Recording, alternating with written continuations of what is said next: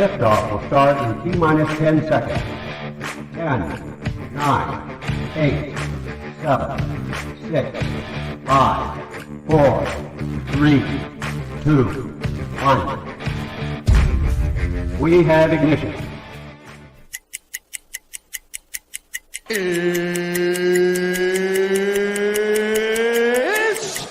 time! 17 seconds from Game 7 or from championship number 6. Jordan open. Chicago with the lead. Harper got a piece of it. It comes off. The Chicago Bulls have won their 6th NBA championship. Tying run at second, 2 out. Palmero over the head of Jenks. Uribe charges, throws, out! And the White Sox have won the World Series. To the far side around the 8-yard line to Hester. Under it and to the middle at the 15, to the 20, breaks free to the 25, to the 30, to the outside, 40, midfield, 40, 30 to the coast, 20, 15, Hester 5. Oh!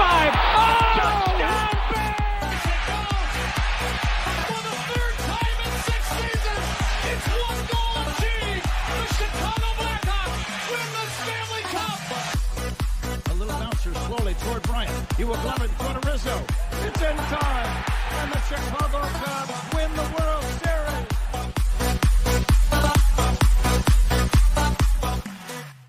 Series. What up, what up, what up? Welcome to Shawn and Maya in the morning on this TGI Mickey Ficky Friday. It's the weekend, baby. And I'm your boy, the SuperBack, Shawn Sierra. Thanks for tuning in. Man, it has been a week. It has been a week. Thank goodness gracious, great balls of fire. Let me tell you. Anyway, if you're watching us on Facebook Live, well, then I guess you found us on Facebook. And if you're not following us on Facebook, all right, what? All right, go to Facebook, type in Sports Zone Chicago, click the like button, and now you're following Sports Zone Chicago. All right, go to Shawn and Maya in the morning, like that page as well. So you'll be following both pages, not just one. If you're watching this on our YouTube channel, excellent. And if you're not subscribed to our YouTube channel, come on, man, get with the program. All right, go to YouTube, type in Sports Zone Chicago, click the subscribe button. Okay, and also click the little bell, and that's the notification button. That'll let you know anytime a show from Sports Zone Chicago is going live. You get it? You got it? Good. Now, if you're watching this on our app, yay. Listen, please don't tell me that you didn't know we had an app. What your problem is? What your problem is? Come on, man. You got to know we got an app, all right? You can take us with you on the go. So listen, wherever you get your apps from, it doesn't matter. Doesn't matter where you get your apps from, whether it's iTunes, Google Play, Amazon, Walmart, Kmart, 7-Eleven, Zayre, Zemsky, Macy, Montgomery Ward, Venture, Woolworth, Webolts. Doesn't matter. Goldblatts. Just go there. Type in Sports Zone Chicago. Click, all right? Download it. Take us with you on the go. So not only do you get Shawn and Maya in the morning 3 days a week, not only do you get our other live shows throughout the week, and not only are they archived there like they are on Facebook, but I'll tell you what, we give you a slew. And I mean a slew of articles thanks to my man Clarence Council III. Big up to Clarence for keeping you abreast of all articles Chicago sports related. Now, if you're watching this on our Roku channel, I like that kind of party, baby. And if you don't know, you better ask somebody. Man, we have our own Roku channel. Yes, we do. So if you have a Roku television in the house, do us a favor. Download Sports Zone Chicago's channel to your television. Just like that, right there. You're like that, man. You're like that. All right? You're like that. All right? Put it right there next to Netflix, Hulu, Prime, Max, Apple Plus, Disney Plus, Stars, Showtime. Put it right there, okay? You can watch us on the big screen because, hell, we're on the big screen, right, Mickey Ficky, now. You can also tweet the show. You can tweet us at Sports Zone Shy. That's CHI at Sports Zone Shy. Now, if you want to follow me, just me personally online. You want to know what I did? Well, let me tell you what I did.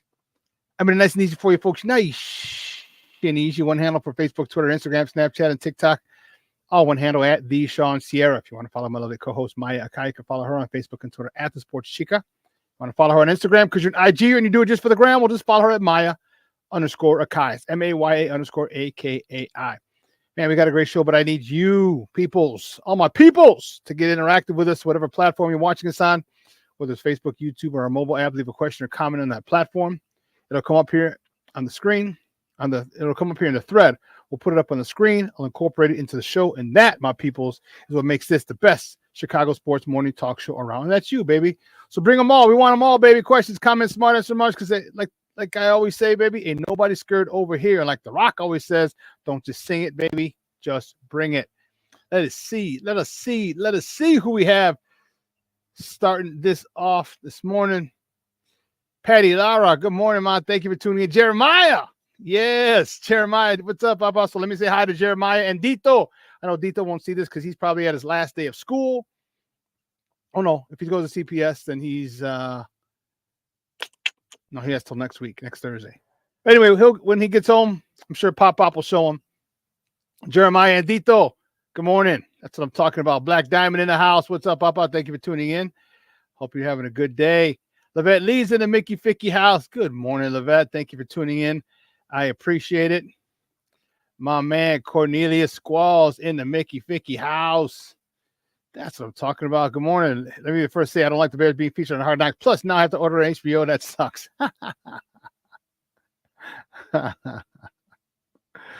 Sons of biscuits, I tell you. I'll tell you. Hi, Michelle Walls in the Mickey Ficky house. TGIF, baby, man. And I had to do 50, actually 48 burpees this morning. I thought of you, Michelle. I'm like, man, he's gonna be busting my chops this morning. 48 burpees this morning.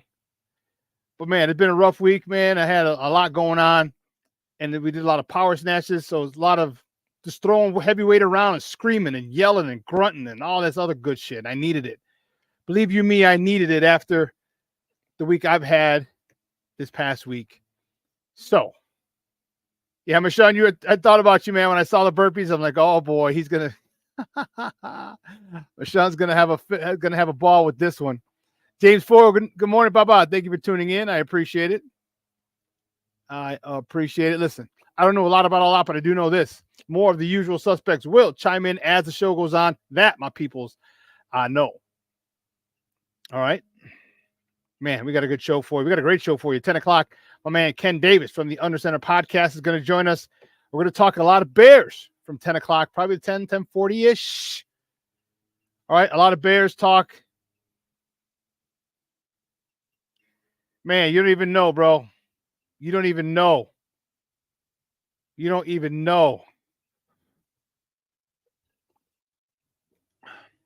Oh, another good one. Not as good as on Wednesday's tea, but good.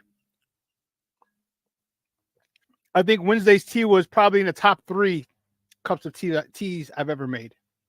This one's slightly below it, but still great. Man, when I saw the burpees after the snatches this morning, I was like, son of a biscuit, man. It was 10 snatches, followed by 12 burpees, followed by 10 snatches, followed by 12 burpees. Then you go into another set of snatches, but at much lighter weight. 10 snatches, 12 burpees, 10 more snatches, 12 burpees. The cap was, what was the cap? 11 minutes? Cap was 11 minutes. The burpees slowed me down, man. I didn't even finish in 11. I finished in 12 something, 12:35, 12:40, something like that. Because the burpees kicked my butt. I went through the snatches, no problem. Boom, boom, boom. But then burpees got me, Michonne. They got me. I'm not a happy camper. Not a happy camper.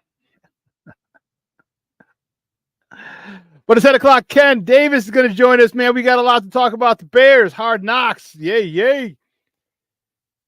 The prayers of many Bears fans have been answered. And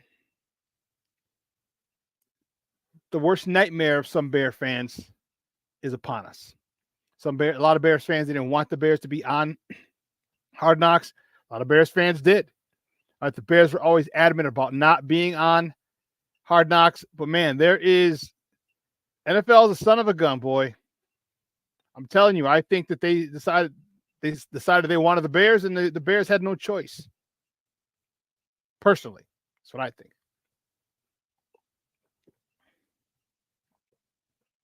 But what do I know? We'll talk about it with my man Ken Davis. We're going to talk about Caleb Williams. There's a little video they had out. Caleb to Williams Dunze was pretty dope. Yeah. We're still gonna talk a little, not too much, because I'm not gonna talk about Caleb struggling the other day. It's really a non-issue, but we do have to talk about it. It doesn't. It's for the thirsties. For all the thirsties, all right, who want to continue this nonsense about Caleb and all this other stuff, and it's silly. Oh, snap. King Book of World. What's up, Papa? Good morning. How you doing? Every Friday up in this mug. Yeah, Mashawn, he doesn't want him, but I'm telling you, NFL might have made an executive decision. I think that's what the NFL did. In my opinion, that's what they did. Shorty, good morning, Papa. Top of the morning to you, sir. I think the NFL might have made an executive decision, say, hey, listen, you got the number 1 overall pick. You got Caleb Williams, the number 1 quarterback prospect to come out in years. Okay, you're on an upswing. He's not joining a last place team. He's joining a middle of the road team. Okay, you guys should make the playoffs. And if once you make the playoffs, you can't be on Hard Knocks. So I think the popularity of Caleb Williams, I think the popularity of the enticement of people wanting to watch and see Caleb Williams, number 1 overall pick, with a middle of the road team, and could he? That was ascending. Could he take him over the top? We'll see. I think all that had too much. The viewership, it was too tantalizing for the NFL to pass it up, and they just said, you know what? Sorry. I'm like, yeah, well, it is what it is. So, but yeah, it's going to be interesting. Then we got baseball to talk. White Sox still the worst team in baseball. That's all White Sox we should talk. Cubs got their asses handed to them in the Brewtown. So now the Sox are going to go up to Brewtown. We're going to talk about that. Chicago Sky is in action. Chicago Fire is in action. Woo, we got a lot. Telling you, baby, Chicago sports going on. Best sports town in the country. All right. Sorry, Boston. Wicked pisser. Sorry, Boston. Sorry, all my New Yorkers, all the New York friends. He's talking like this, like New York sports is the best, whatever. You know what I'm saying? Nah, son, nah. LA, they don't even care what the hell's going on over there. You got a bunch of other problems in New York, in LA. They don't worry about sports. Miami, yeah. All right. It's nice down there.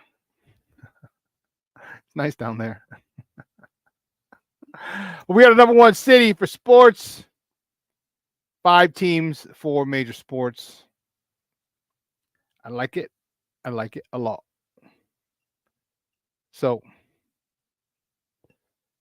how is are you guys excited? Put it in the chat. Talk to me about your feelings on the Bears going on Hard Knocks. Okay, put your feelings, your thoughts. We'll bring them up. We'll talk about them. I think that's an important topic for us to delve into.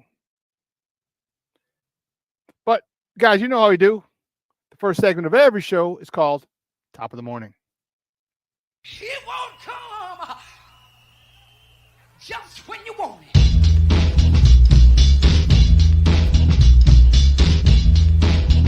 Top of the morning to you. Top of the morning to you. Top of the morning to you. See, which way do we go? We're going to figure out where we're going to go. I know where we're going to go. The Cubs. Oh, man, the Cubs. Cubs lose to the Brewers yesterday, 6-4. Jameson Taillon got the start. He got a no decision. He went 6 innings, 6 hits, 3 earned runs, a walk, 4 punch outs. Cody Bellinger 2 for 4 with a double, his 9th of the season, blasting his 8th home run of the year, driving in his 26th RBI of the season. Chris Morel was 2 for 4 with a homer, his 10th of the year, driving in his 35th on the year. Mr. Outcast himself, Seiya Suzuki. Actually, Seiya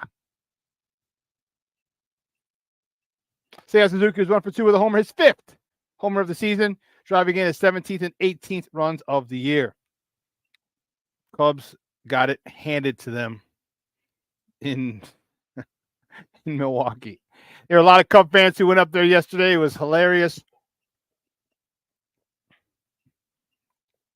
Saw a lot of people on my timeline had taken the trip to Wrigley North and wasn't very friendly up there. Wasn't very friendly. Well, the Cubs come home. All right. Licking their wounds. The Cubs open a weekend set against the Reds at Wrigley. All right. Today's first pitch is at 1:20 p.m. You can see that. You can catch that game on the Marquee Network, or you can listen to it on their flagship station, 670 a.m. Javier Asada's on the bump for the Cubbies. He's 4-1 with a 2.17 ERA. He's going up against Graham Ashcraft, who's 4-3 with a 4.67 ERA. What is wrong with the Cubs? Is it just that they're still figuring each other out? I mean, I don't understand this. All right? I don't understand it. You know, it is they are far too talented to be where they're at. Far too talented. And it's befuddling to me.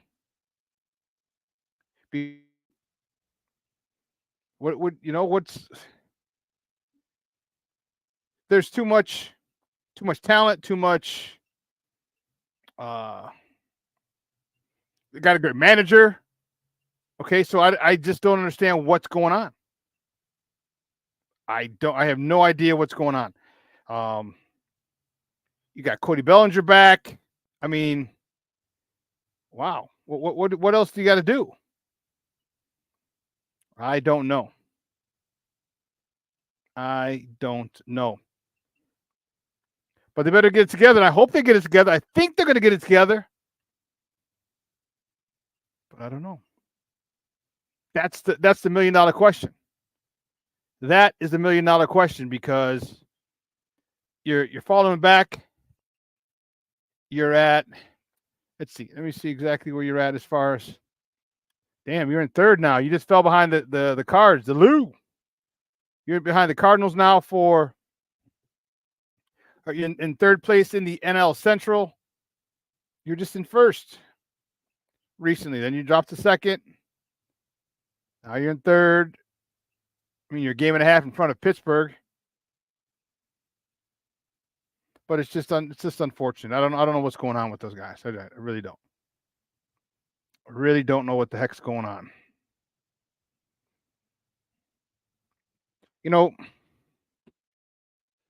and I'm not picking on you. I mean, kind of, sort of, yeah, but. And I'm not, yeah, I am liking it.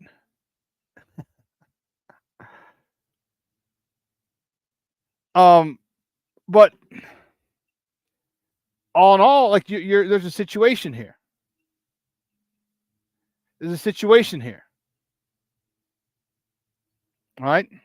And it's interesting that you get,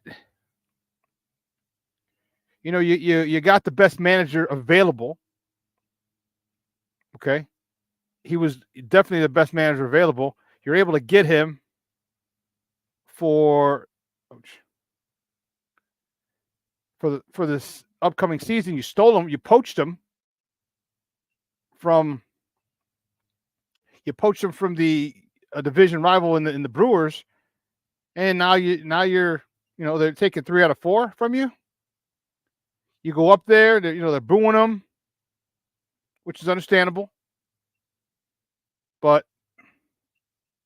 3 out of 4? Like, come on, man. Like, what's the deal? Like, I know Cub fans are not happy. That I can tell you. Cub fans are not happy at all. But what are you going to do? So the White Sox go up there today. Ooh. White Sox go up there today for a 3-game set. See how that plays out, because the White Sox are not very good, as you well know. The Brewers are. Do they take 2 out of 3? Do they sweep the White Sox? I remember I was up there 2021, 3 years ago. That was my 50th birthday weekend. And let me tell you, that was funny. That was really funny. That was the dead body incident. That was the my birthday weekend. That was the projects across from the hotel incident.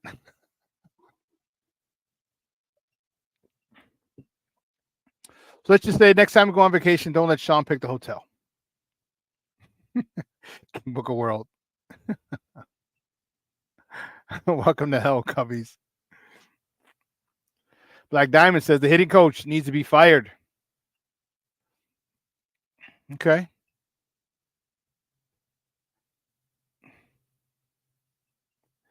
Yeah, they're underachieving big time. They really are. But luckily, they're doing it early. They're doing it early. Okay? They're doing it early. So there's more than enough time to recover, more than enough time to right the ship, so to speak. Okay? And get it straightened out. More than enough time. More than enough time. But listen, here's what we're going to do. We're going to take a quick break. All right? And on the other side of the break, what we're going to do, we're going to finish up with some more top of the morning topics. All right? So don't go anywhere, folks. Let's keep it locked right here. Shawn and Maya in the morning on Sports Zone Chicago.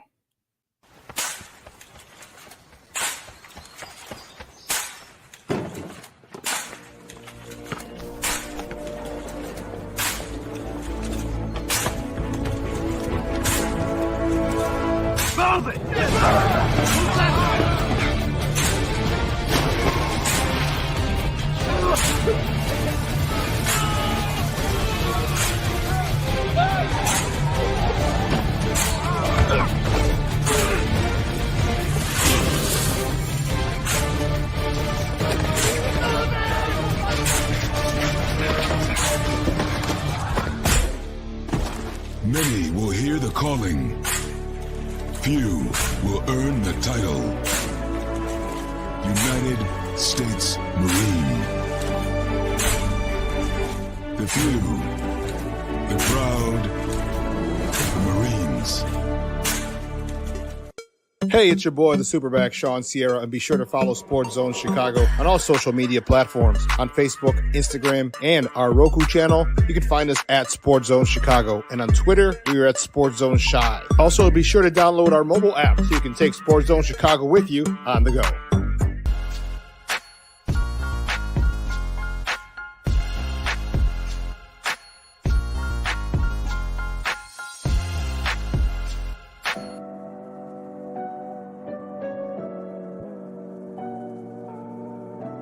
How do you take care of your mind health? For my mental health, I meditate in the mornings. I have my dogs. They're the best. I just find ways that help me just relax. Finding things that make me happy, like being close to my family. I meditate a lot and read books. I have hobbies outside of the game. I'm able to switch off. I'm able to turn my brain off from the game of basketball. Your mind health matters. Your mind health matters. We are looking for a few heroes, mentors, trailblazers, innovators, a passion to change lives, spark curiosity, open hearts, and awaken minds, help students answer the question, who am I? This could be your calling, but this is no job. It's the journey of a lifetime. Be a hero. Be a teacher. Mental health and learning disorders don't discriminate. 17 million children and adolescents in the United States live with disorders like anxiety, depression, ADHD, and dyslexia. Less than half get the help they need to thrive. Help the Child Mind Institute change these children's lives. Visit childmind.org.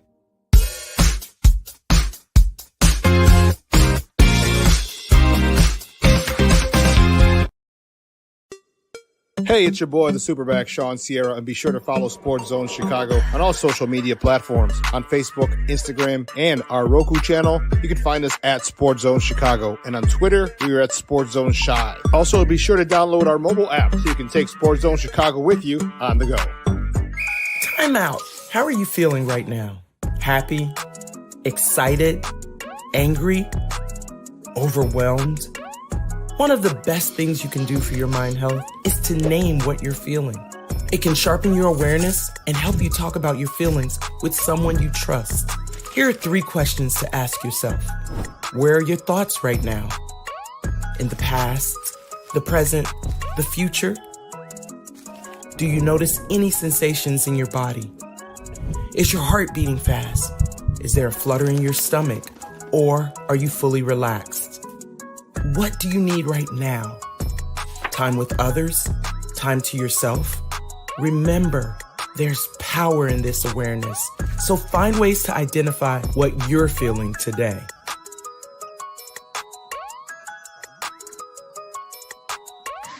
Hi, guys. Hey. Hi, Megan. Hey, Jessica. Megan, you're a tramp. Brian Fitch told me you guys made out. Everybody knows. He said your breath smells like garbage. And he almost puked. He says you're the most desperate girl he knows, besides your mom. How many boyfriends does she have anyway? Lots? Your makeup makes you look like a clown. That zit is huge, zit face.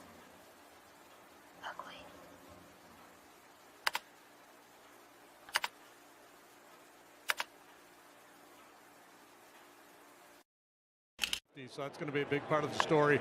That's drilled right field. Going back, Frelick turning and looking, and it's gone. Cody Bellinger, a home run, and the Cubs get on the board in the first. 1-0 on a belly bomb. This year, and he's been lights out. In the air, left field. That one back. Yelich at the wall. Gone. Off the bench, Seiya Suzuki, a 2-run pick. Up this left-hander, put a big swing on the ball, and hit one out of here. That's drilled right field. Well struck. Frelick back. Frelick at the wall. We are tied. Christopher Morel fired up. Hadn't homered in his last 15 games. And it is 4-4. JD, how far did it travel? Far enough. 390. Welcome back to Shawn and Mai in the morning on Sports Zone Chicago. Those clips courtesy of the Marquee Network. Those were the Cubbies yesterday, losing 6-4 to the Milwaukee Brewers, the first place Milwaukee Brewers. Ain't that something? Ain't that something? Like, you poach their manager. You poach their manager, and you're expecting big things. Like, all right, now we have the edge, managerial-wise. We got Belly back. We got all this back. We're in a good spot. And then the players underperform. Because here's the thing. You know, I don't feel bad. But Council's in a tough spot. He understands the pressure that's on him. He understands that he's expected to win, to compete for the division, to win the division. All right, he was a missing piece. Like, you wanted, like, don't get me wrong, this talent, this lineup isn't loaded with talent, but it's got more than enough. And the thought process was, you take the skipper, the best manager on the market, one of the best managers in the game, you bring him 90 miles south, and he'd be the difference. Well, he very well Could be. But right now he's not. And, people everyone's going to complain about this move, that move when it doesn't pay off. But the bottom line is the players have to play. Players have to perform. It doesn't matter. It doesn't matter what the manager does. The players have to perform. It's that simple. They have to.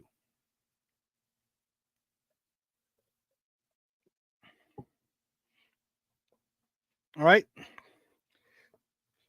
He's not the one making errors in the field, making base running gaffes in the field. He's not. All right, that's Nick Madrigal at third. Boom. Opening the door. All right, a lot of other situations. Okay, and it's tough. And you don't want to throw him under the bus because you don't want to kill the confidence. But by the same token, you know what? Maybe he should. Like, you're all grown-ass men. Okay, and if he calls you out, I don't think you would be, some players today, a lot of players today might get hurt. Their feelings are hurt. Well, guess what? Grow up.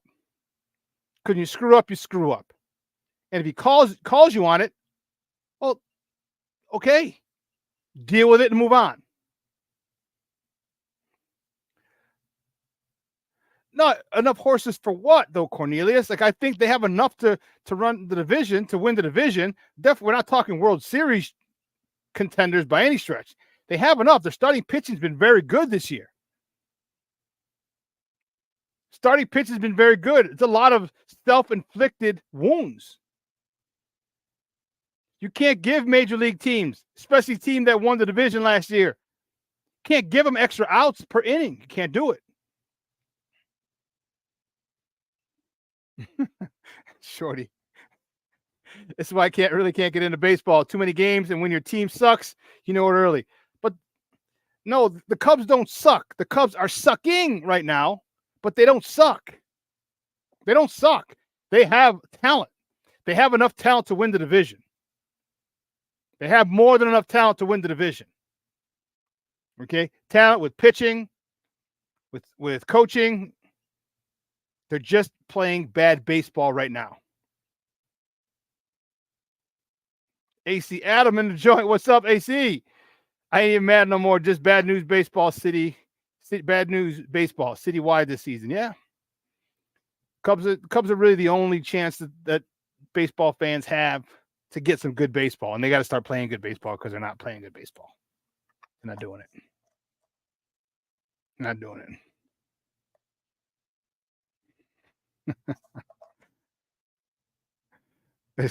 That's awesome to hear from you, Shawn, of all people. Well, I don't like the Cubs. It's more so not even the Cubs, it's the fan base. The Jamokes, the transplants. But I keep it a buck. I don't keep it.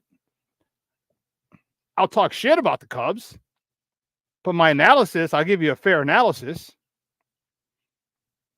I said the Cubs I was one of the people on record saying the Cubs are going to win the division this year.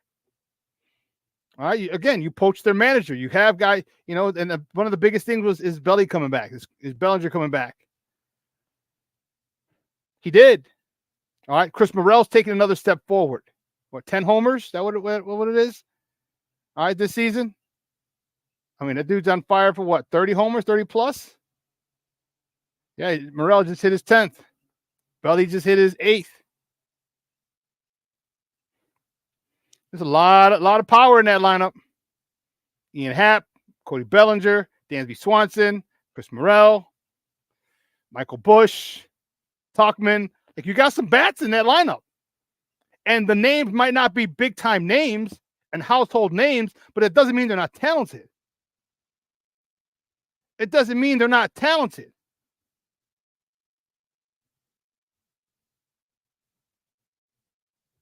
All right, enough with this ghost. I know where they can go. I could tell you where they can go. I could tell you where they can go.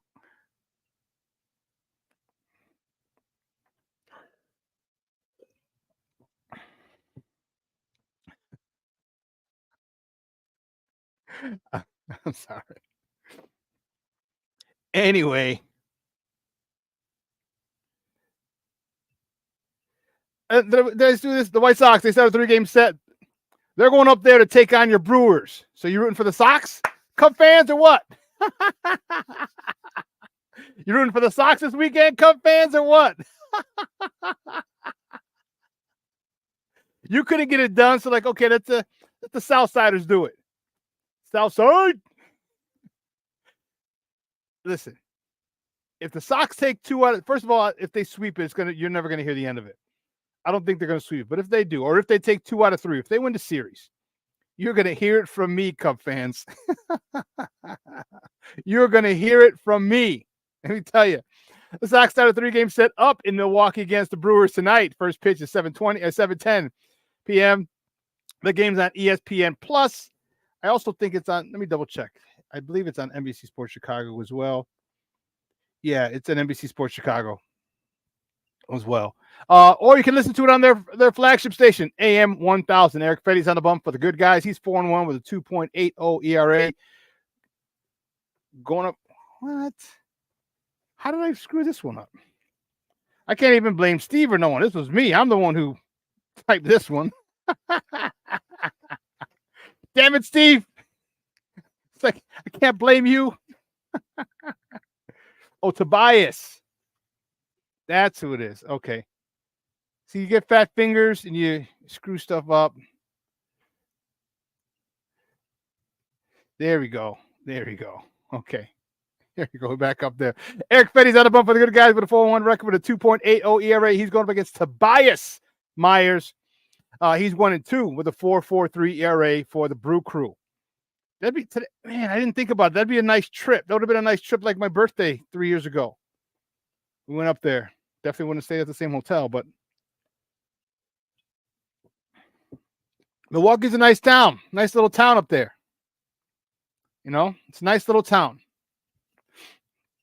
So I might be going later this month. Actually, I might be going when the Cubs play up back there again at the end. Summerfest will be coming up. It's coming up this month, or next month, because today's the 31st. So Summerfest is coming up. And what they did, if you've never been, I mentioned it before, it used to be 2 straight weeks. Now they made it smart. They did it 3 weekends. I think the first weekend is Thursday, Friday, Saturday, Sunday, and then the other 2 are Friday, Saturday, Sunday, which is cool. It makes a lot of sense. So I might do that. Maybe go up and catch the Brewers Cubs game. If tickets are too much, screw them. I'm not going to pay that much to root against the Cubs. No. But I would go up there for a night or two, probably a night. To go to Summerfest. Cool stuff in Chicago. We were talking about it on Nomad show. My show with Nomad on Wednesday. You know, we were asking about talking about vacations, and I was like, you know what, I'm probably gonna take a trip up to Milwaukee end of the month. All right, and then my Bears, the road games, stuff like that. So yeah. Well, keeping it moving. The next top of the morning topic. Sky. Excuse me while I kiss the sky. That's what I'm talking about, baby. Big win yesterday at home. Big win for the young ladies. 83-73 over the Los Angeles Sparks. Marina Mabry, she led the way. 20 points, 7 rebounds, 7 assists. Elizabeth Williams, 17 points, 11 boards. Our girl Angel Reese, 6 points, 6 boards in the win. Sky won their first home game of the year. And I love it. I love it. More and more people were there, which is dope. And she didn't write. Yeah, where's the Sky? Sky is 3-3. Okay, Sky is 3-3. And let me see. This is what I want to see. This is what I want to see. I want to see how many people. What was the attendance yesterday? Come on, no me digas. Here you go. Here you go. WNBA Chicago. 10,000. Okay. 10,000 people. 10,387. Paid was the attendance was 7,900. So 8,000 people were there. 10,000 paid. So a lot of no-shows, 2,000 no-shows. But all right, you can still get, if you get the 10K on a consistent basis, we're doing good. We're doing good. But I'll tell you, as their games get against more and more and this was a high-profile team, but I mean, LA's not doing very well. All right, they're going to Indiana tomorrow. All right, that game's at 11 o'clock. That's on ESPN. That's early, but it's 12 o'clock Indiana time. Okay. And they welcome the New York Liberty back on Tuesday. Okay. Still no radio, but oh well. But I'm happy for the girls. 3-3 for the ladies. 3-3 on the season, and they're fun to watch. The next top of the morning topic. Which way do we go? Oh yeah, we can't forget Western NBA playoffs. Western Conference Finals, Game 5. The Dallas Mavericks beat the Minnesota Timberwolves 124-103. Luka Doncic, 36 points, 10 dimes. Kyrie Irving also had 36 points for the Mavericks as Dallas advances to the NBA Finals. All right, they advanced to the NBA Finals. It's been a while since they've been there. Was it the last time that they won it? I believe was last time they were there. The NBA Finals start. Oh goodness, I thought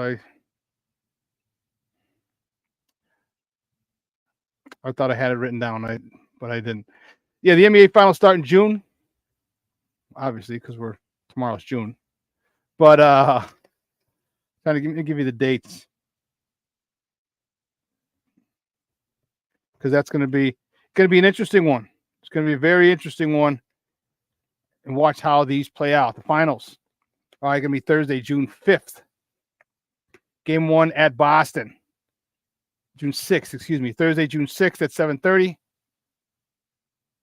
So they got a couple days off, and they always do that. They'll give them a couple days off just to let their bodies recover, all right, for travel. So it's Thursday, right? June 5th, June 6th. So they'll probably go out there the 4th. All right, practice the 5th, get ready for the game the 6th, get out there early, relax. It's going to be, I'm excited. The Boston Celtics are going for their 18th NBA title. And, they're in a tough situation. Yeah, they're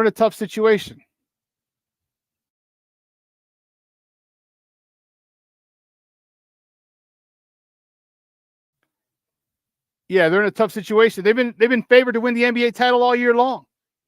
So they're in a tough spot. You win it, well, you're supposed to win it. If you lose it, then all the naysayers and the shit talkers going in. There was I think I mentioned it to you. A guy placed $1. It was less than $1 bet. I think it was a 5-leg parlay. All right, a 5-leg parlay. 4 major sports. Or 5. It was a national championship football, basketball, Super Bowl, and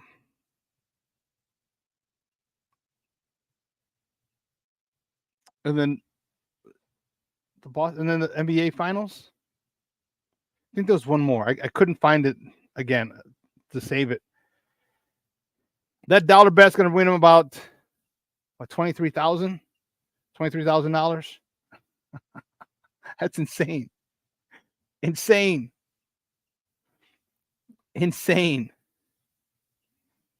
For a dollar bet. But you have to get the champ. I mean, think about it. Get the championship games right. Hell, it's hard enough to get one right. For a parlay to get 4, 5, or 6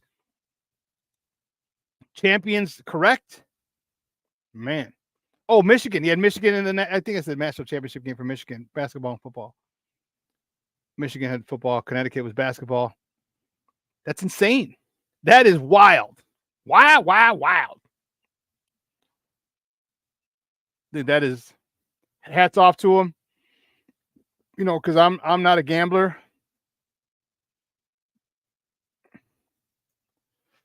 I'm not. It's too much.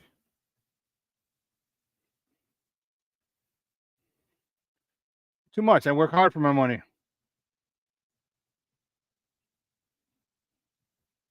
All right. I forgot one thing.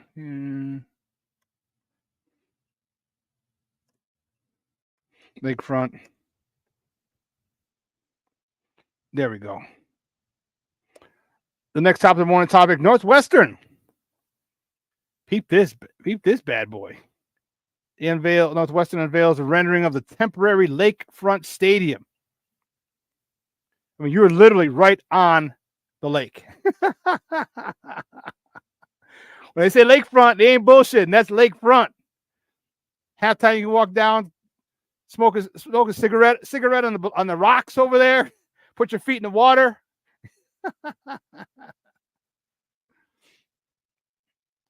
And this is all for just this season. No, for a couple of seasons while they build a new Ryan Field. I think it's 26, so 24, 25. And then 26, they'll have their new stadium ready. That's pretty dope.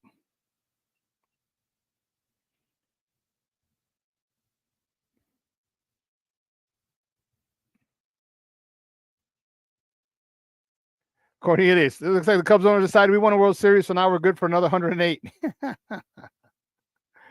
Yes, Sox next week. Sox and Cubs at that hellhole.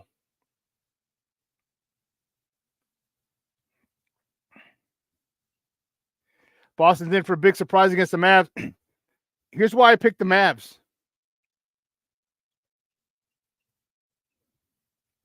Here's why I picked the Mavs. You have not one, but two closers. And the closers are guards. How many times? Well, we'll talk about that in a second. Let's keep looking at the rendering for Northwestern's new temporary stadium, not their new stadium. Their temporary stadium. Dude, this is dope. This is dope. Like I might try and hit a game out there this year just to see that.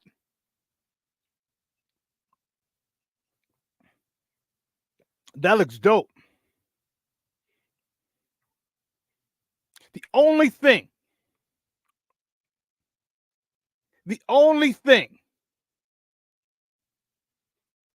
it gets cold and that wind is coming off the lake. Look at those stands I would assume that's the visitor side, but look at the stands right by the lake. Those are not tall stands. That wind comes whipping off the lake. It's gonna go right over the backs, into the backs of the opponents, and into the face of Northwestern. That wind is going to be a bitch. Look at that. I mean, it's dope if it's a calm day. If it's not cold and windy and blustery, yeah, it is beautiful. Man, September and October games will be dope. The sun should be right high up in the sky, not off to the west yet, because they usually play early in Northwestern. But man, don't let that wind come off that lake, boy. Don't do it. Don't do it.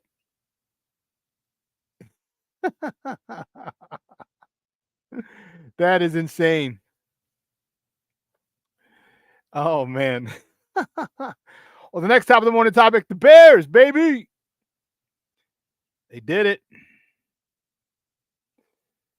The Bears are going to be on Hard Knocks this year.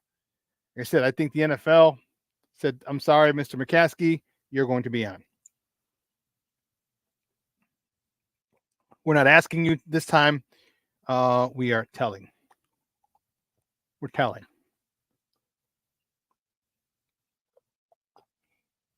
I just think that it's too much of a you can't lose that opportunity. You can't. It's going to be a max. You know, Caleb's number 1 overall pick. And unfortunately, the Bears got the triple crown. The trifecta. 3 strikes and you're out. So first, they have Hard Knocks, which they don't want. Okay. You got Hard Knocks. Okay. Then you have the Hall of Fame game, which most teams don't want because you got to field the team early. I mean, granted, you get to practice. You get more practice in. You get to practice earlier to prepare for the game. And then you have your trip to London. The trifecta, the triple crown. 3 things most teams don't want. And the Bears got them all in one season. They got them all in one season. It is let's put it this way, it's going to be an eventful season. That's for darn sure. That's for darn sure. Well, yesterday, speaking of the Bears, the Bears were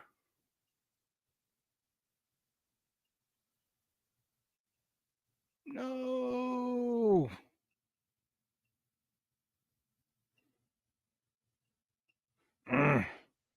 Yesterday, the Bears were on the links yesterday.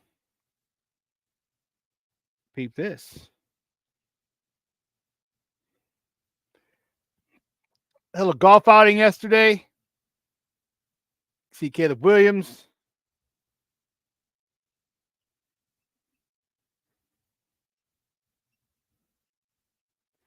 I'm not sure who that is.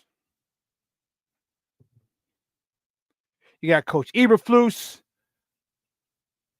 Eberflus looks like a Russian spy or Russian bad guy. Think of all the movies you've watched. He looks like a Russian bad guy now with his facial hair. I'm not saying. I'm just saying. Tyson Bagent, and this the guy squatting down. I'm not sure who that is, but you got Tyson Bagent, and this is DJ Moore. Pretty straight, pretty good form.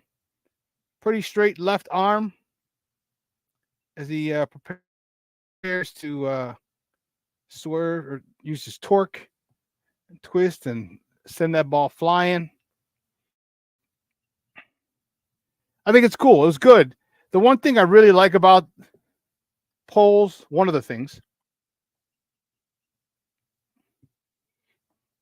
we've seen him do a lot of team building activities. And that is important. That is so cool. For the new players, for the old players, for the staff, it is imperative that you do cool stuff with your team.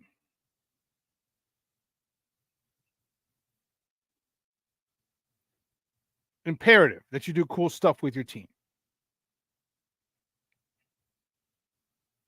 That's dope. Again, then you got Caleb. Caleb looks like he's been on a golf course before.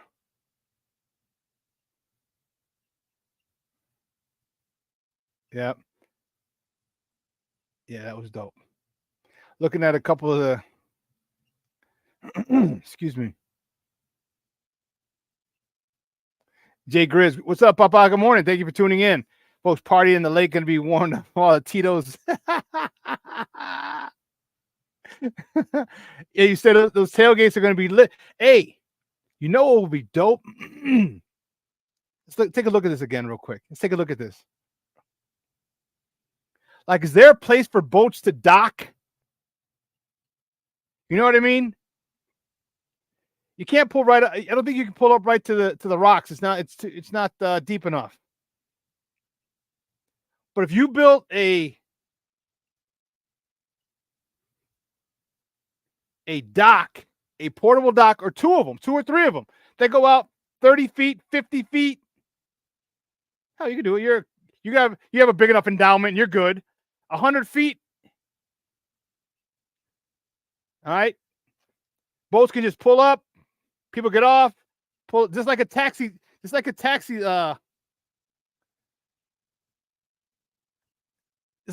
lane. Just pull up, get off your boat, walk down the dock, walk in the back of the stadium. That would be dope. Do you know then, dude, can you imagine tailgating on a boat? That would be dope. Tailgating on the boat to walk into Northwestern's games.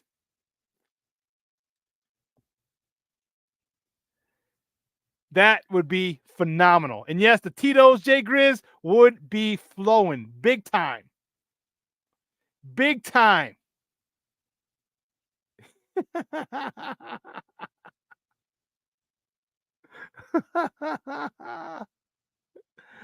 Oh, man. But I see a lot of you guys like that as well. A lot of you guys like the team building stuff, and that's important. It's really important. You know, AC Adams said, hey, I've been saying HBO all the way, or was on the way all along. Okay. But Shawn, yeah, because eyes want to see. All eyes on Kayla, all eyes on me. Jay Grizz, yep, nice to see the building of team chemistry. I'm telling you, those are fun. Those are fun. Oh, you think that was Braxton Jones that was squatting down? Okay. I don't know. I didn't see it. Let me see. Let's check it out. No, that doesn't look like him. I don't know who that is. You can't see it, but my face is all up on the screen. Yeah, I don't know.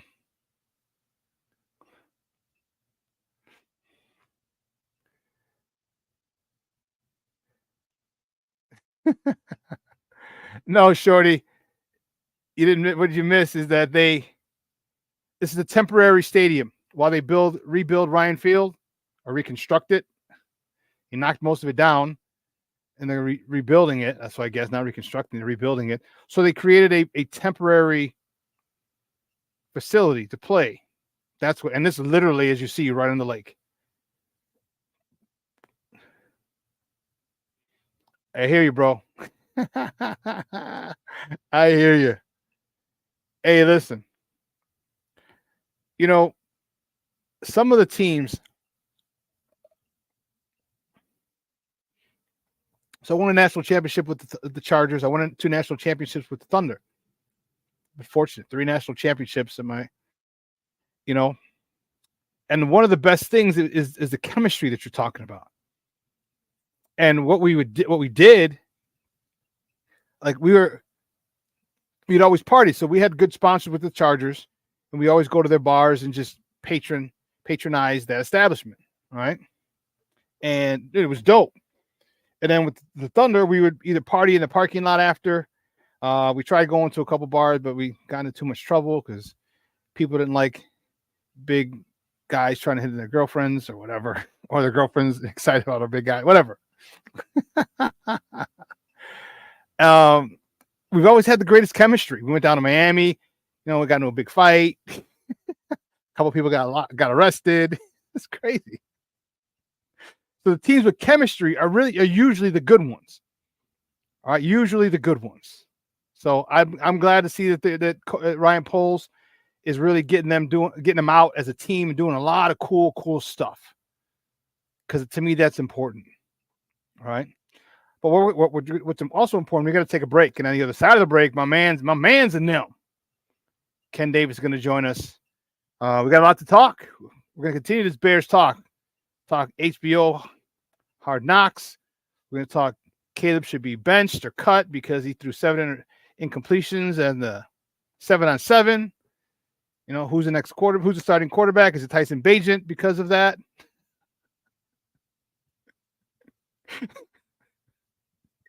We're going to talk about man Ken on the other side of the break, so don't go anywhere, folks. Keep it locked right here. Shawn and Maya in the morning on Sports Zone Chicago. Hey, it's your boy, the SuperBack, Shawn Sierra, and be sure to follow Sports Zone Chicago on all social media platforms on Facebook, Instagram, and our Roku channel. You can find us at Sports Zone Chicago, and on Twitter, we are at Sports Zone Shy. Also, be sure to download our mobile app so you can take Sports Zone Chicago with you on the go. Time out. How are you feeling right now? Happy? Excited? Angry? Overwhelmed? One of the best things you can do for your mind health is to name what you're feeling. It can sharpen your awareness and help you talk about your feelings with someone you trust. Here are 3 questions to ask yourself. Where are your thoughts right now? In the past, the present, the future? Do you notice any sensations in your body? Is your heart beating fast? Is there a flutter in your stomach? Or are you fully relaxed? What do you need right now? Time with others? Time to yourself? Remember, there's power in this awareness. So find ways to identify what you're feeling today.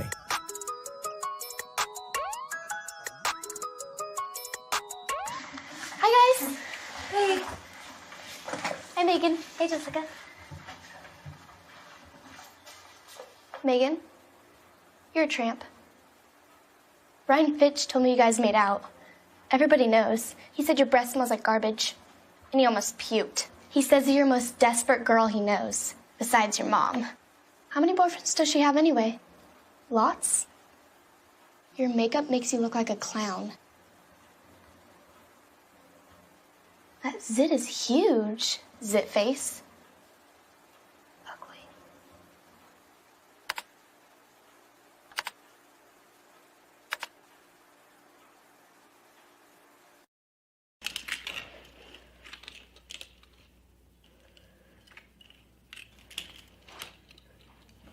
Hey, bud, what you doing? I'm playing with cars. Cars? Can you show me what a car does? Whoa, whoa, whoa, whoa, whoa. Hold on a second. First of all, this is a school zone. So you need to put down your cell phone, stop texting, and let's get to driving. Now you're coming up to a stop sign, right? You need to slow down and stop before you hit that Y line. I want you to look left, right, left. You don't want to get hit by a car going on your left, and to your right to make sure you don't get sideswiped by a guy coming from your right. You're coming, and you see a crosswalk. You better slow your horses down, because the #1 rule of driving is always yield to pedestrians. Now stop, pull over, and you are done driving. Gosh, what do they teach you kids in school nowadays?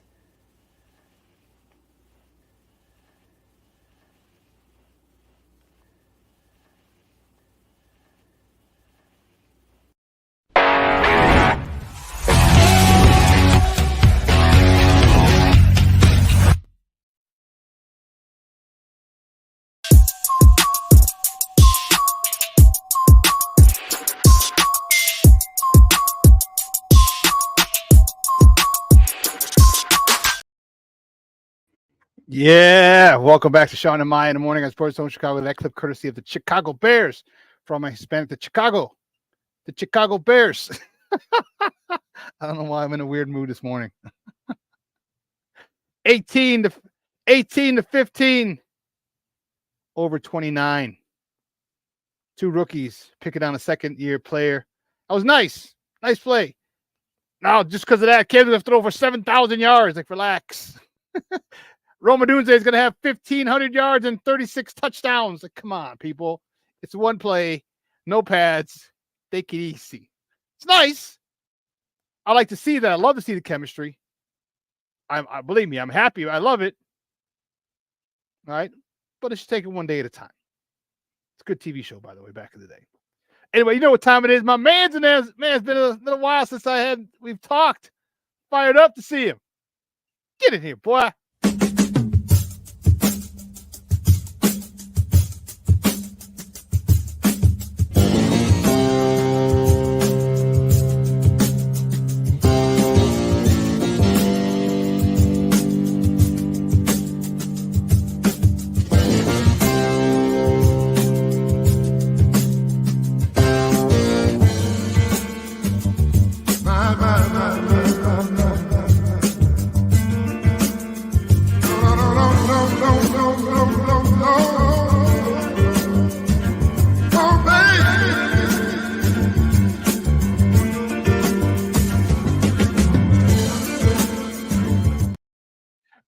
What's up, Ken? How you doing, big dog? I'm doing well, my guy. Shout out to Shorty, Cornelius, and of course Patty and Plank. Patty, tell the family I said what's up. Shout out to everybody, Shawn, everybody in the chat. Good to see you all this morning, man. I hope everybody's doing well and has a great weekend. What's going on, my guy? How you feeling? I'm good, man. This has been one hell of a week, man. And I was saying it earlier. I got to throw some weights around today at CrossFit like I needed it. I forgot. Like I got there. Sometimes you get there early, 4:45, 4:40. I forgot that I was mad and just frustrated from the week. So I'm in the middle of doing the first part, and I'm like, oh shit, I'm mad. I got something to be mad about. Man, I was throwing them weights around. I was yelling, grunting like a crazy mug this morning, dude. It was a good workout. So I feel good. Helped relieve some stress. Good. And help me relieve some stress, man. It was nuts though. But yeah, things are good, man. Things are good, especially after the workout this morning. So good for you, man. Shout out. I hope the mom's doing well. What up, Jay Grizz? Yeah, Shorty. I finally clicked. It clicked on. Shawn said it to me enough, pronounced it so I can get it right. So, man. But yeah, man, I'm happy, man. How's the mom? How's mom doing before we jump into Mom's good, stuff? Man. She just left. Warren's going to get her finish up the week strong for her CrossFit class. Nice. And so funny thing, my aunt might start going with her. Her sister, good. Might start going. This is where did she live in a 2-flat with y'all or whatever back in the days? No. So it seemed like y'all okay. I thought okay. One of them did live in a 2-flat with us. Yeah, I'm going through your family history on this. But no, you're right. We did live in a 2-flat when we lived on Fairfield when I was at grammar school and high school. And one of my aunts lived on the first floor, and then she moved up to live with us. You know how Mexicans are, like 13 in they're 8 in an apartment. You said that. I didn't say that. I did because I'm Mexican. And then my other aunt moved in downstairs. Another aunt moved in downstairs. That's why the aunt who owned the house lived up with us. That used to keep us straight. Man, who you telling? You can never know sneaky links. They can't sneak friends in. Couldn't sneak girls in. Nothing. You could never have people over. I got people everywhere. And my aunt who lived downstairs, she was a nosy one. She was a nosy one. If it was 45 degrees or warmer, her ass is on the stoop. She's on the stair, just hanging out in the neighborhood, watching things for like hours at a time. We're like, did you know that such and such? I saw a lady going into that dude's house. She doesn't live there. I'm like, oh, tia. Oh, tia. So that's how it was doing it, man. That's how it was growing up. Had to do my dirty stuff away from the house. Yeah, I did a mixture, but that's not a discussion for today. Those memories are fading, Shawn. Those memories are fading. Those black and white memories from back in the day. Well, let's talk some football, baby. Our Bears. Did you think this would happen? I did not. The Bears are now going to be on. It's been a debate. It's been a debate. Actually, our Bears beat reporter Alex Shapiro. He kind of called it with some of the equipment they have been bringing up there. So it's been a debate in studio where it was like, and then it was like, no, the equipment's just there for when they were going to come out and do like the opener and have different. But Alex was like, yeah, I think he said 2 weeks ago, I think they're getting it. I think Hard Knocks is coming here. So we've kind of been talking about it. I mean, it makes sense from if this is a different regime, quote unquote. It makes sense if you're trying to control a narrative while you're trying to get something built either on the lakefront or in Arlington Heights to kind of use this as just a part of your marketing campaign. In my opinion, no one else said this. This is just something that I'm saying, speaking into a moment. It makes sense because you have a new narrative with this quarterback that you brought in and Caleb, but also the weapons that you put around him. We saw how the defense played better towards next year. I'm interested in see the type of pressure they'll be able to put on the quarterback with only one force multiplier in Montez Sweat. It makes sense to do it now because the chips are in the Bears' favor. If the Bears have a decent year, people going to be like, yeah, that's what I expected. Even if you look at the schedule being lopsided with the back end of the year where it's going to be demonstrably harder for them towards the back end of the year, it gives them an out where fans will be upset, but we'll kind of be like, yo, but look at how the schedule played out. So it makes sense. Why not where the nation – also think about it like this. Why, when the nation has been waiting on Caleb Williams for 2 years, would you put him under wraps? No. You open that up and let everybody continue to follow the storyline. Why would you smother the storyline when the storyline benefits your brand, right? So, and then also, I wonder, I'm thinking while I'm talking, I wonder if, not to say that Caleb can make them do anything. That's not what I'm saying. But I wonder if there was more interest from players like, yo, let's do this, because it helps their marketing just for themselves. So for me, it makes sense for them to do it. Let's remember, the team basically gets to decide what goes out on television. So that was my question to you, bro. That was my question to you. Did the NFL make an executive decision to say, this is not a suggestion? Because the NFL wants to market this because you have the number one quarterback, you have in the third largest market, but you also have a huge market for him back in the DMV area because of where he's from. So now you got two large markets that really, and there's that East Coast bias. Remember, because we know how huge that plays in everything when it comes to sports and news, period. Do you think, and I think the NFL said, yeah, this is not a suggestion. What about you? I think the Bears will get the last say because of how old they are as far as ownerships in the NFL. I think they get some leeway. Again, it was down. They had to do it. But I think if the Bears were really like, hell no, we're not doing it, I don't think Roger Goodell can force them to do it, if I'm being honest with you. I don't know if he has that kind of power, being that he works for them at the end of the day. So I think, again, I will say this to your point. I'm sure the NFL was like, yo, this really makes sense. And I'm sure that there were voices in Hallis Hall that said this really makes sense. And that the NFL and those voices in Hallis Hall finally got to the family, and the family was like, all right, we kind of get what you're saying. Let's go ahead and do it. This is, again, my opinion. This does not mean that it's valid. This is just what I think may have happened. Yeah. I just think the NFL said, yeah, you know what? We're having it there. To me, just because there's just too much money, too much interest in Caleb, too much interest. Caleb is not. But you don't think Kevin Warren knows that too? Oh yeah, I think he does, and I think he was probably the conduit. All right, but he probably. I would think Kevin Warren. I would think it wouldn't be crazy for Ryan Poles to kind of be like, compared to when he first got here. Now he got like dog. He got the supercar with the rims on it and the AMG kit. You think he doesn't want to take it out in the street? Like, you know what I'm saying? Like, nah, I'm gonna keep it in the garage. Like, nah, I want you to see. Look, you know what I'm saying? Look at this. Look what I built. Right? Like, no, people we have, and some of us try to suppress it, a need to show out. You know what I'm saying? It's a need to say, look at me, or look at what I've done. So it's particularly with a outward facing job.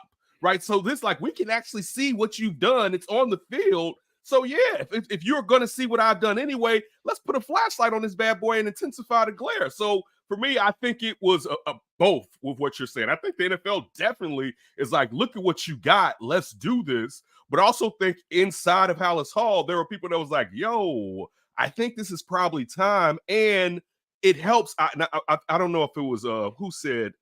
Shorty said, I'd rather next year. And I kind of agree with you.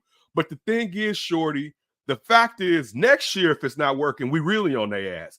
This year, they got a little leeway with it. Right? See, that's why this year it's not going to be as imperative, because he's a rookie. One, they got a new offense, and it's only Montez Sweat pressuring the quarterback. Right? So next year, where you would think there should be another pass rusher, the line should be better. Caleb is in his second year in this offense. There's not many excuses next year. So if things aren't going right next year and it's on TV, we're gonna be on that ass. Like, yo, what the hell is going on? Compared to this year, we eating this is dessert right now. This is like, yeah, this is great. More. It's dessert right now. So I agree, but I see for them why it makes more sense to get it out the way this year, because they kind of have a built-in equity this year as far as how the season may play out, particularly because the schedule is messed up. Did we go over the schedule last time you were on? No, we didn't go over the schedule because that came out like a week or two ago, and I think I haven't been on here for like 3 weeks to a month at least. It has been about almost a month. So let's check this out. How big of a favor did the NFL do the Bears? All right, because till week 11 is really their first. Let me not say that. It's when their tough stretch begins, because Tennessee's going to be all right. Houston's going to be a problem. Colts, I think we don't know them. But you don't know what Anthony Richardson. It's early in the year. You don't know how he's going to be running all over people. And he's been in the whole system a whole year from the coach's perspective, because he's hurt. Remember, so he's looking at it. He's learning. Like he got a redshirt year like Mahomes did. So we don't know how that's going to be. LA, maybe. I think. Look, Aaron Donald being gone hurts them, but they're ahead of schedule. We thought that it was going to take a couple of years, Shawn. They were back. If the offense think about it, if the offense is healthy, Cup and Puka, right, with a healthy Stafford, they're not to say that the Bears can't beat them, but it would make me upset if the Rams beat the Bears. Like the Rams, and they have a smart head coach. The Panthers should be a loss, even though the Panthers played the Bears decent last year. Jacksonville, the problem with that is the travel. So that could be something. Washington, I would take the Bears over Washington. The Cardinals played harder last year and seemed like the players have brought into the new front office and the head coach. And then you throw in the fact that now Kyler Murray has ace up his sleeve and Marvin Harrison Jr. They should beat the Patriots. Packers a problem. Well, let's stop at 10. Let's stop at 10. Okay. Let's stop at 10. Okay. So that's nine weeks. I had a problem picking 3 losses. I said, okay, I could easily see 7-2.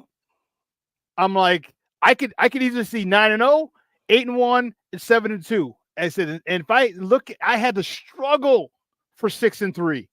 Struggle for 6-3. Houston, okay, no problem. LA, maybe. All right. And then the third one I would say would be Jacksonville. But if we get out of those first 9 games, the first 9 games, 6-3, and then we go 500 the rest of the year, split the remainder of the season, and we go 10-7, that's a real possibility, Ken. I had them going 10-7 on the show. Okay. My cohorts had them going 9-8. Okay. Black Diamond says the third weakest schedule, best situation over our quarterback, playoff, no excuses. It's the back end of the schedule. That we could say it's the third weakest schedule all at once. You're in the toughest NFC division now. All right. Usually the Bears and the Kitties don't have their shit together. All right. Usually something's not right. You could count the Vikings may be good. Not saying they're going to be good this year, but look at their skill set. Green Bay has their stuff together. Now the Kitties actually have their stuff together. So the Vikes are the only team that you think of as being weak in the division, and they have perhaps the best receiver tandem, one of the best receiver tandems, I could say, with arguably the best receiver when healthy in Justin Jefferson. You have Jordan Addison. You have TJ Hawkinson. You have Aaron Jones at running back. And you have one of the best defensive play callers in Brian Flores dialing up plays with Lord knows how he's going to use Dallas. What's the name from Alabama? Yeah. So that it's the division, and then in that you got who knows how Seattle, maybe the Bears should be Seattle, but you got the most physical team in the NFL and the 49ers in that too. Yep. That's a rough stretch on the back end of the season. Let's talk about this though, bro. Let's talk about this. That's 10 weeks of getting your shit together. That's 10 weeks of ironing out. That's 10 weeks of having where you get the bad game from Caleb, where the offense can't score, where the defense gives up a crazy thing. That's 10 weeks. We don't start like by week 10 or week 11, the game 10, week 11. I said at least one of the training wheels got to be off, maybe both, but at least one. And because you're going to go through a whole bunch of trials and tribulations in the beginning, and those teams might not be able to exploit you like the teams in the second half will exploit you. And there's an old saying, you can learn a whole lot by almost losing. Yeah, then rather than losing. How did that go? If you don't need to lose, you don't need to lose to realize where you're deficient. And I think some of these teams in that first 10 game stretch or 10 weeks parity, Shawn. This is parity in the NFL. Yeah. We don't know what these teams are going to be till they get on the field, to be honest with you. There's going to be one of those teams at the front half that we look at as nothing, as meaning. There's going to be, we're going to be one of those teams in the playoffs that people are going to be like, how the hell did they get in the playoffs this year? So it could be for all, like, we know the Texans are going to be good. It could be Tennessee, or it could be Jaguars. I was gonna say the Colts. The Rams, I already said it could be the damn Cardinals. So one of these teams is going to be, and if maybe not two, and one may be good, one may be average, but one of them is going to be better. But look, the flip side, one of the teams in the division, injury may make it to where they're not as tough. Jared Goff can go down. Jordan Love can. But just still saying, when we're saying the third week is scheduled, the Steelers and the Bears got a raw deal on the back end of their schedule, playing in the toughest divisions in both conferences. Yeah. You don't want to have those 6 games that you have to play in your conference in the back end of your damn dog. Let's get a couple of these at the front. So one, we can gauge where we're at in the division. Like, that is a raw deal. The NFL with this balance, that wasn't balanced. I don't like it. I don't care for it. I'm not going to whine too much about it because it's real life. Sometimes if we play sports, some schedules don't fall the way you want them to fall, and you got to go out and play the game. But I'm still talking about the narrative and the context of what may happen, to where they may have a good year, but it may not feel as good at the end because they playing some real team. They play the dog. If Green Bay takes another step, like remember last year, they spend a lot of their equity draft capital on the defense. They improved that. If the defense is good all year long, that's a problem.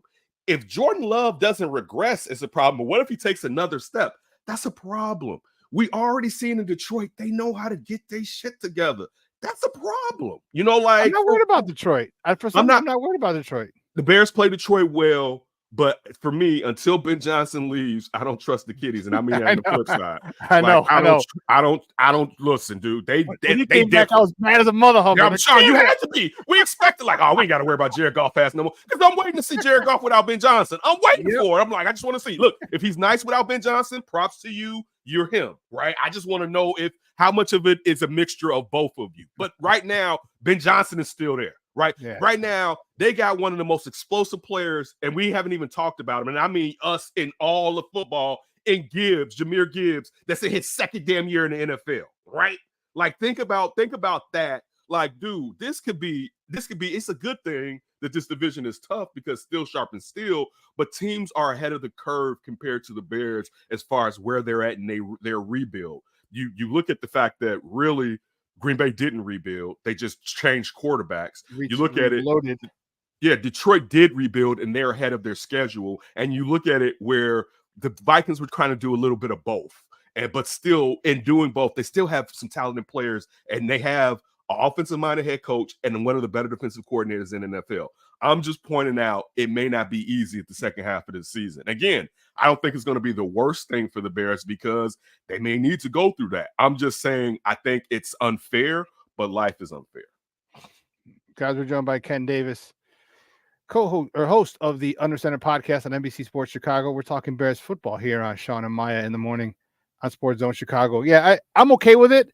I like the end of it because I want it. If the Bears weren't in a situation that they're in, I like the first 10 games where they get to iron all that shit out. They get to iron it all out where they can't. Most likely, there aren't a whole bunch of teams that are going to exploit them for their mistakes.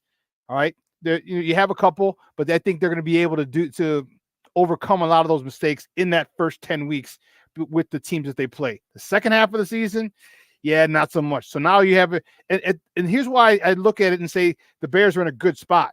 All right. Caleb Williams has been working with this offense for months now. All right. His quarterback coach and Waldron are friends. All right. So, he's worked on he's seen formations. He's seen, worked on cadence. There's a lot of things he's done prior to even being drafted than most quarterbacks. So he's got a handle on that. So that didn't come into OTAs. He came in learning that. All right. Then you got the Hall of Fame game. All right. You get to practice earlier. Okay, because of that game. So now you're more. Then you get a game in. They might have a series or so, maybe 2. That's about it. But nonetheless, it's still game action. All right. That extra time that they had, to me, is going to help determine. It's going to help those training wheels come off sooner. Because I would have said the whole year, or maybe week 15, 16, 17, 18. All right. But all this extra stuff that they have, I really think some of the training wheels come off after week 10. And man, I know Green Bay's tough. I know Detroit's tough, division winner. All right. I know Minnesota's tough, but damn, we might be pretty damn tough too. So I'm excited about the way it played out. But next year, sprinkle them around a little more. Cause I don't want it to deal with, cause we don't know what we got yet. We don't know the chemistry yet. You have your bye early too. So this could be attrition, right? Yeah. So the thing that they've benefited from also with Foose giving, regardless how we feel about him, he's shown the ability to adapt and how that, but there can be a improvement after the bye. You take your bye early this year. You know, you got a mini bye with the Thanksgiving game, but still that, and again, I'm not taking away anything that you said because we don't know how this year is going to play out. Let me lead with that. These are suggestions and hopes. But and I said the same thing I said about other teams. It could be injury, and it could be a situation where the Bears aren't a key player is hurt down that stretch, but that could be on any team. So I'm not, again, trying to be murky dismal and make it seem like, man, this is going to be bad because I don't know how the season may play out. I'm going in the season with, of course, like any Bears fan, when it makes sense, particularly with hope in my heart. But we got to see, you know what I'm saying? We have to wait and see how things gel. You got a new offensive coordinator. You got young players. You know, you were talking about pump the brakes on Rome, getting 36 touchdowns. It's something that we've been talking about on the show. How many receptions are out there for him? When you're talking about offensive coordinator likes to play in 12 and 13, you know, like what are the realistic expectations for Rome being what would be viewed as the third wide receiver right now? I'm sure there may be packages where if you're in 12, he may be the other wide receiver out there, but still you know, I was just they got to feel it out. You still got a young QB that I think is exceptional. We got to see how this offensive line plays this year. Is it attrition with them? I think I'm always a huge Tevinjenkins fan. How healthy will Tevin be this year? What will they get out of Nate Davis, particularly when we're talking about what could be considered an undersized quarterback and how much more important those guards in that center are and opening up lanes for that quarterback to be able to see down the field.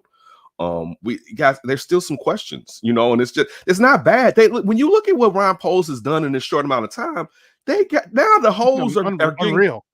They're closed up. Now you can really start saying, all right, I need another tackle. I need a go. Like, it's not the open that it was fine, for instance, that he only had 5 picks or whatever in this draft this year because of the fact that you closed so many holes. But still, you know, or 4 picks, but still, it's going to take some. We'll see. You know what I'm saying? I'm interested in finding out. I hope it goes well.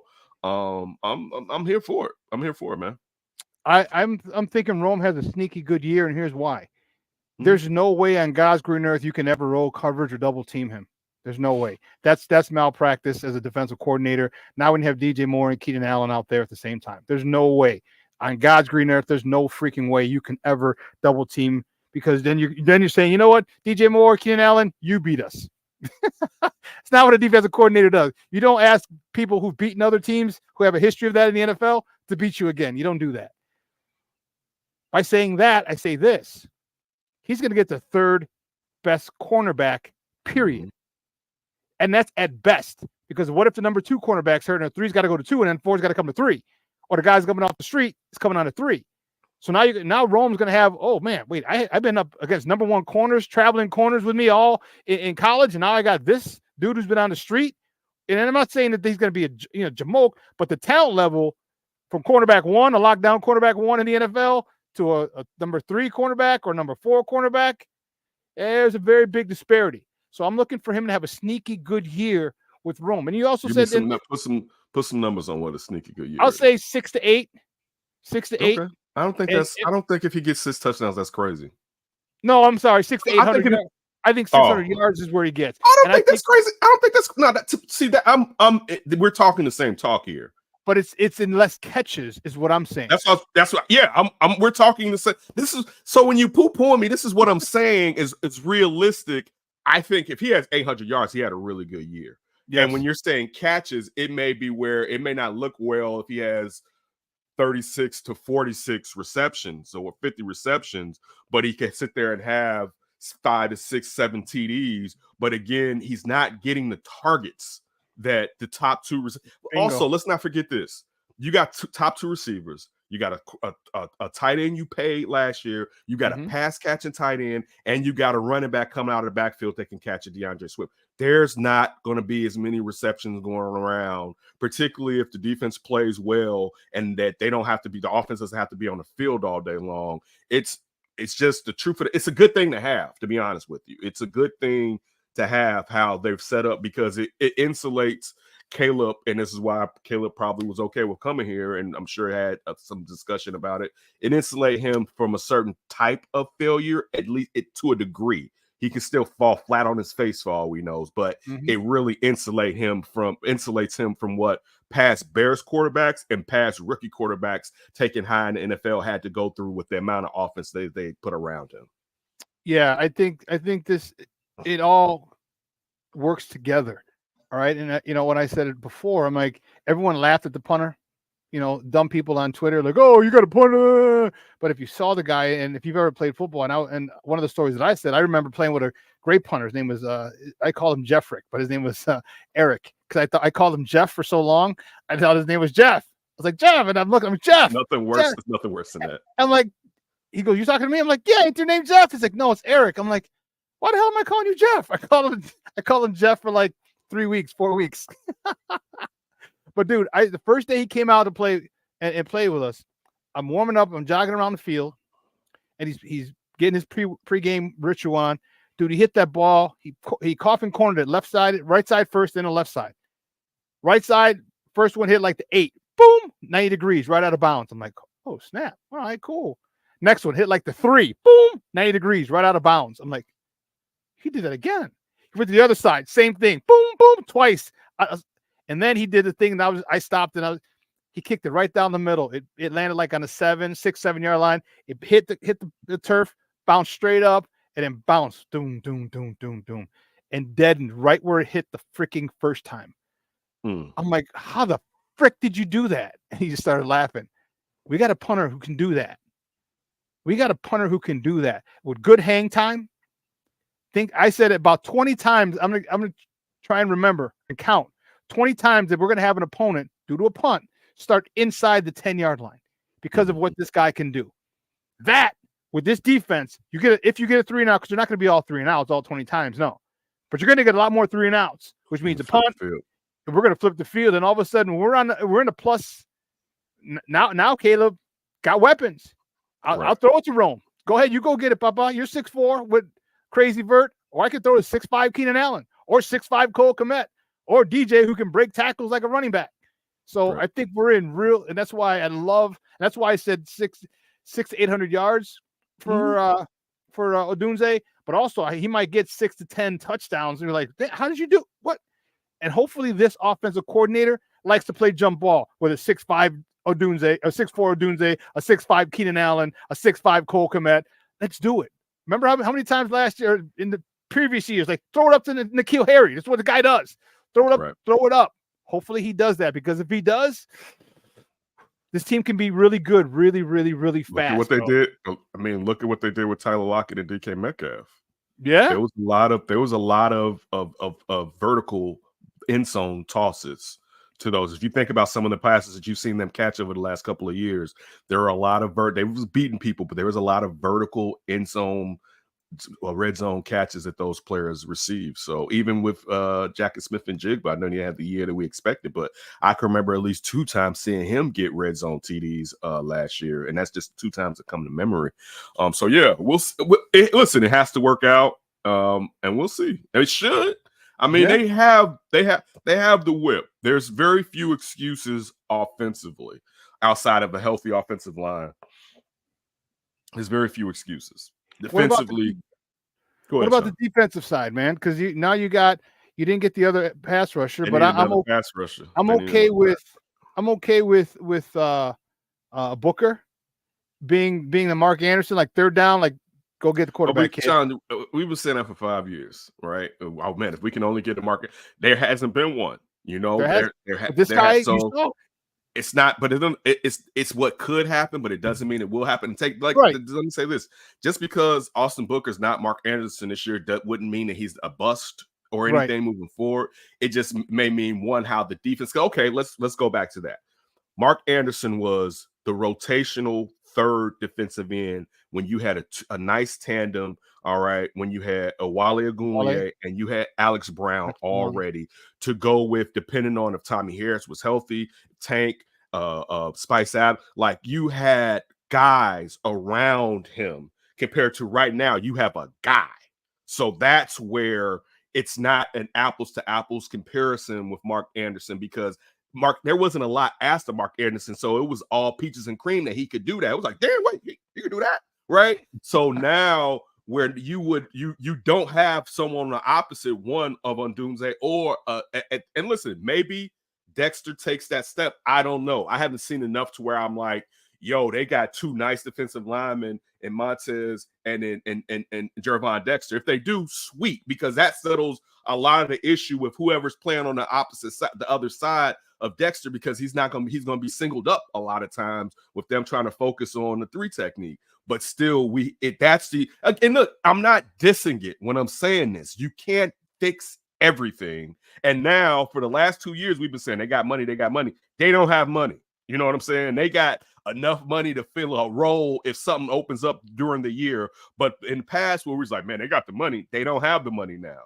So you're going to have to figure out in next year, where in roster cuts at the end of training camp, the trade deadline perhaps, but also in next year's draft and free agency, how to fix the rest of that defensive line, which I'm sure they will, because it would make sense to finally give Flus everything he wants. Like, he needs a 3 technique. Like this, that's what this whole thing runs on. And he could be either a penetrator or a guy that can just maul and still get back there. It may not just be through speed, it may be through strength, like a DeForest Buckner. Yeah. But you need that guy for this defense, because he doesn't want to blitz. And that my problem may be this year, at times they may be forced to blitz more than Flus prefers to blitz. Again, it's not the end of the world. I'm just pointing out some things that may take place.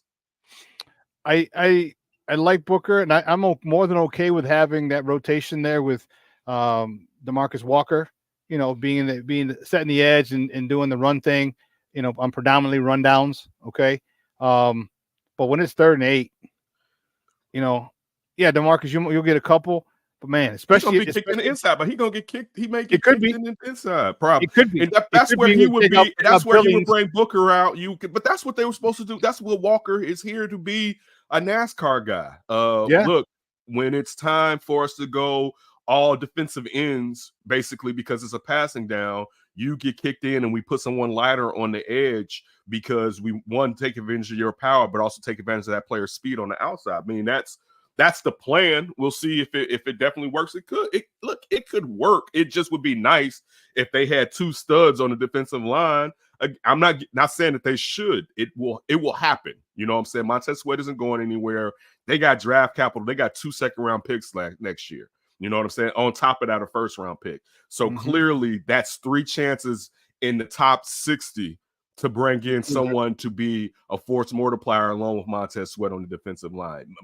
Ryan Poles has done a phenomenal job. There have been very few hiccups, which most general managers have more hiccups. Yes, you can say that Chase Claypool, people make trades and players don't pan out all the time. That's a part of how it goes. At least he didn't keep his powder dry this year out of fear of the same thing happening. He made the deal for Montez Sweat instead of letting Sweat hit free agency and just got him here. No, you got to do what you got to do, and Poles has been doing that. So it's not a knock on Poles. He's just paying attention to, for pointing out what's really taking place on the defensive line. Hopefully it plays better than we expect. Yeah, he's not going down. He's not no backwards K in his book. Like he's going down swinging, and I love it. And I love it. And I think Gervon's going to take a big step. The last couple of games, last 3 or 4 games, you saw the arrow really turning up or pointing upward for him. So that's awesome for him, awesome for this team. But one of the things that I think was most important that people aren't talking about is Eric Washington, the D-line coach / defensive coordinator. He's a guy who's very well respected throughout the league, but he's also a guy who's well respected because he gets the most out of his players. His players ball. And that's why I said Austin. I see Austin Booker doing well, because I think imagine a guy like this, Austin Booker, who hasn't played a lot. All right, he doesn't have a big body of work like some guys since grammar school. You get him with Coach Washington, takes his game up another level. But also DeMarcus Walker, but also Billings, also Gervon Dexter, and God forbid he helps Sweat get any better. Lord have mercy. I think the Eric Washington factor is going to be pretty huge here in Chicago because of the type of coach he is and his ability to extract the best out of his defensive linemen, and that's going to make everybody in that back 7 happy as a mug, boy, because they're going to be eating like fat cats. Your thought on the Eric Washington effect? I think it's nice. I still think that you can have a coach that can get a lot out of talent, but there is still something to have supreme talent also. But yeah, I think it's definitely great, and everything you said is what we've heard about him. Definitely a great defensive mind and a tactician when it comes to defensive linemen. So I'm looking forward to it. It's just still they need just one more crazy body. You know what I'm saying? And again, this isn't a knock. It's just they need one more. They may be able, for the most part this year, to play where it doesn't really affect them because, I mean, the backside is nice. You know, like they got one of the best defensive backfields in the NFL if they're healthy. You like the question now, think about like how and Brisker is still one of our guys. The question now is, can he stay healthy? What level can he go to? Because Kevin Byard stays healthy. We know he's a turnover machine. You look at Kyler Gordon. Kyler Gordon is killing it at nickel.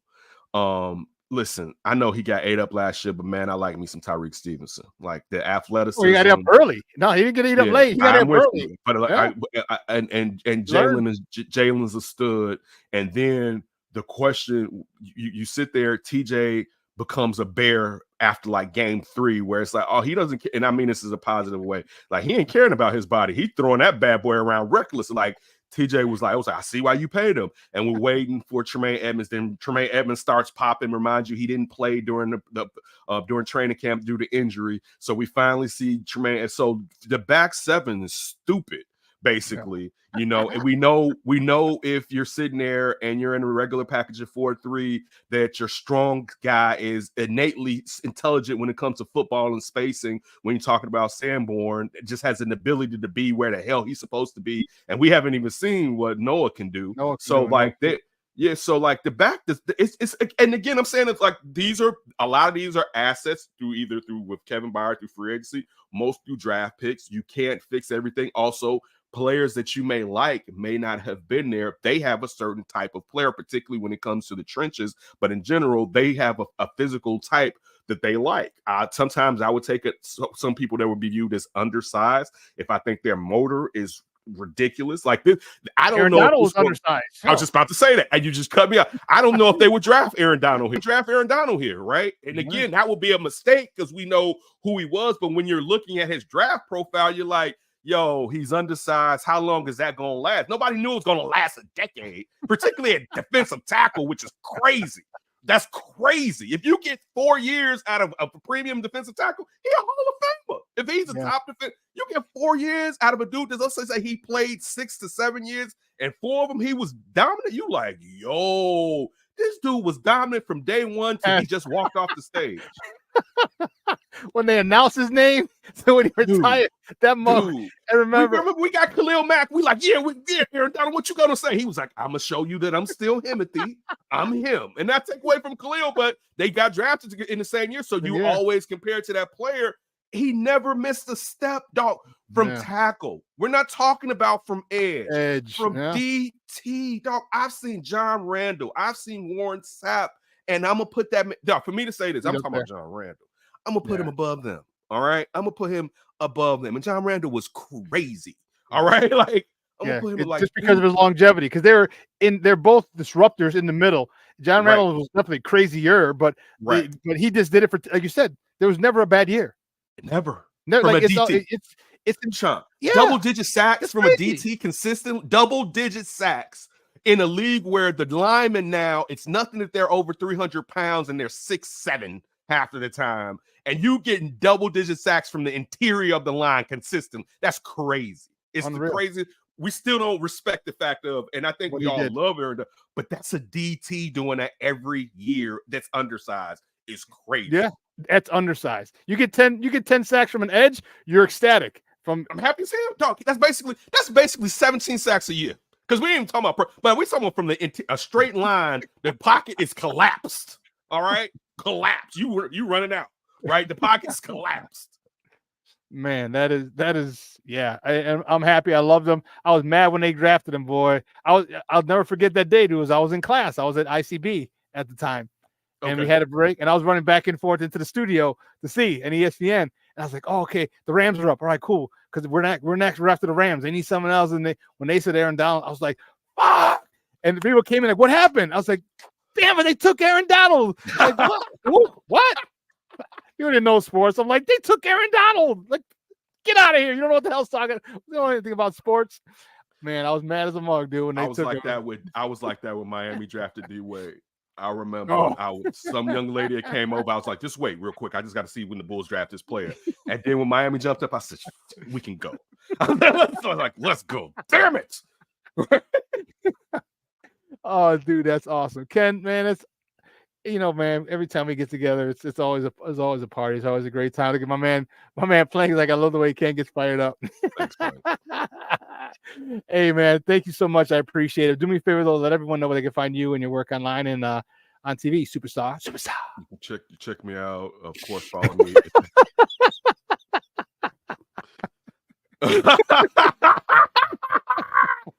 What's Shorty's show, Shawn? What's Shorty's show? He's Bears Country. Shorty, put the name of your show in there in the thing. It's like country. It's like how crazy because the Ken's backing away from the crazy. Like, the times I'm getting old, Shorty. I'm getting old, and we just went through a civil war. I've got battle wounds. Bears Country. The horse is gonna have one hoof up from the fact that the injuries from the Civil War took me down years later. Yeah, Shorty, hit me up and I will see if we can get it together. Of course, in the Lara family, which is always one of the best families in the city of Chicago. Follow me at That's Davis. Hit me up direct on Instagram. Hit me up on Instagram. Hit me up on Twitter or something. X. You can always check me out on the Under Center podcast, which comes on every Wednesday at 5:30 p.m. Also, usually now I'm the digital host of Football Night in Chicago. I'm sure I'll get some run in the studio within the next month or two. So just check me out at NBC, and of course That Davis Show. I'm going to start doing some stuff over there because I need to make some money in my life. But everybody, I always appreciate you all. I hope you all have a great weekend, and everybody, please be safe. Shout out to Mondo, and look forward. Hey, Bears, hopefully it goes well. Hopefully we just have a good time this year. Like, we deserve it. Like, everybody that follows this team and follows Chicago sports, we deserve better. So hopefully we get what we deserve. But everybody, I'll holler at you next time I join here. Shawn, you know you're my guy. Love and everything. And keep taking care of your mama, man. I always like to see it on social media. No problem. I love you, man. Thanks, brother. We'll talk soon. And we're gonna, I'm gonna call you this weekend. We're gonna set up a day for lunch or for brunch on a Saturday or Sunday. And I told you I got that thing. I had a gift for you. It's over a year old. You will love it. Love it. Okay. Real quick before we go, because your thoughts, real quick, on the Negro League statistics now being incorporated into by the major leagues, and now we got a new batting title champion. I love it. I mean, why were these other leagues brought in back? What was this? The 60s or 70s? The Federal League and all of that, and you had the best Negro players playing each other, right? Yeah. So what's the same as you had the best white players playing each other? And we know how great the sport was because they wouldn't have integrated because they were like, yo, I like that over there. Yeah. So there's some luxury about money. Like, I don't care if he's colored, but because he can play. That boy can play. That boy good. My brother Branch Ricky's head. I mean, dog, I used to have a book. Used to have this like childhood book that I remember my mother got me, and it was like a different type of item, like it was a baseball, but it would talk to Jackie Robinson. And I remember growing up reading about Satchel Paige and Josh Gibson, and they should be respected. They're Americans. They played a sport. It's the same sport, regardless of color, and to a degree, both of the sports were just one color, basically. So why is one superior to another? So I mean, no one's better than me. So, and I mean that as a person that doesn't believe anybody's better than anybody else. When I say that, I don't mean that from arrogance. I mean that I don't think a person should be like, I'm better than you. There's something wrong with you. But anyway, that has nothing to do with what you're asking me. I think it's great. All these years that these people haven't been as heralded as they should, they deserve it. And so it's great to see that baseball is finally doing the right thing when it comes to these gentlemen. I hope their families enjoy it.